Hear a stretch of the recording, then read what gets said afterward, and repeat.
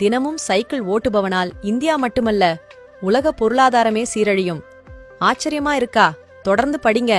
ஏன்னா சைக்கிள்ல போறவன் கார் வாங்க மாட்டான், பைக் வாங்க மாட்டான், அதற்காக கடன் வாங்கவும் மாட்டான், வட்டியும் கட்ட மாட்டான். பேங்க் ஃபைனான்ஸ் கம்பெனி எதுக்கும் இவன் பிரயோஜனம் இல்லை. கார் இன்சூரன்ஸ் பண்றதுக்கு போக மாட்டான். பெட்ரோல் டீசல் போட வேண்டிய வாய்ப்பே இல்லை. இவனால எண்ணெய் வளமுள்ள சவுதி அரேபியா, அமெரிக்காவுக்கும் கூட எந்த பயனும் இல்லை. சர்வீஸ், ஸ்பேர் பார்ட்ஸ் எதுக்கும் இவன் செலவு செய்யறது இல்லை.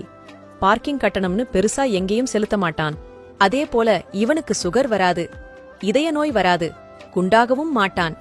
ஆஸ்பத்திரி, டாக்டர், மருந்து கடை இதெல்லாம் இவனுக்கு தேவையே இல்லை. உலக பொருளாதாரம் வளர இவன் எதுவும் செய்ய மாட்டான். அதே சமயம் ஃபாஸ்ட் ஃபுட், பீட்சா, பர்கர் கடைகள் ஊர்ல உள்ள எல்லா டாக்டரையும் வாழ வைக்கும். 10 இதய டாக்டர், 10 பல் டாக்டர், 10 டயட்டீஷியன், இன்னும் ஒரு 50 மெடிக்கல் ஷாப்க்கு தேவையான பொருளாதாரம் அதனால கிடைக்கும்.